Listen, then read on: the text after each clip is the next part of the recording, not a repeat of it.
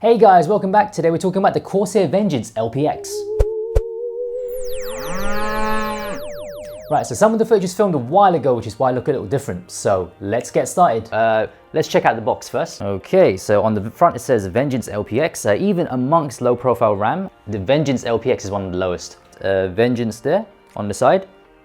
Yep, and you've got your barcodes, you've got your serials, your usual information on the back. Let's cut it open. So, oh, strangely, it matches. Huh, how about that? Be careful to not slice my fingers. There you go, seal's broken, and we can flip this out and ooh, look at that. So you got your RAM here with the logo on this side. There you go. We are going to open this, and there you go. That's actually, what else is in the box here? I think there is safety information. What do we need safety information for? Warning, may cause cancer. No, it doesn't say that, I'm joking. There you go guys, video over. No, just joking. Basically, we're going to do a performance review now because obviously there's a very boring video if it was just an unboxing. So we're going to actually test the RAM out and we'll see if the RAM speed actually affects the system performance. The first test is World War Z on medium settings.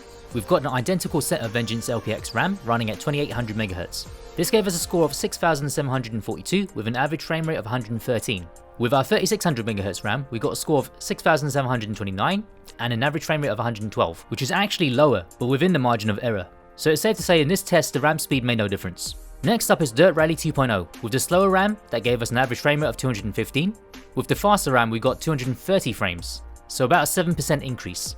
Now performance increase will vary greatly between games because of how they're optimized. So we're going to do Cinebench, which gives you an idea of the general increase of performance. With the slower RAM we got a score of 6944 for multi-threaded and 490 for single-threaded. The faster RAM gave us 7085 on multi-threaded and 509 for single-threaded. So that's roughly 2% faster on multi-threaded and 4% on single-thread. Right, what did we learn? So in some games it actually didn't do much, in other games it did increase performance, but Cinebench confirms that overall there is some sort of improvement in CPU performance. So to sum up, I do recommend Corsair Vengeance LPX. I've had many versions of these RAM kits and they've all been fine. As always guys, check that your RAM is supported by your motherboard before you actually buy it.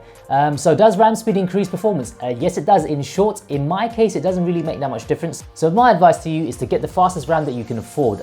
Don't worry too much about it. There are some benchmarks where the RAM speed makes a huge difference, but for most users, you won't really notice it. So guys, don't worry too much about it, get the best RAM you can afford and you'll be fine. And I will see you next time.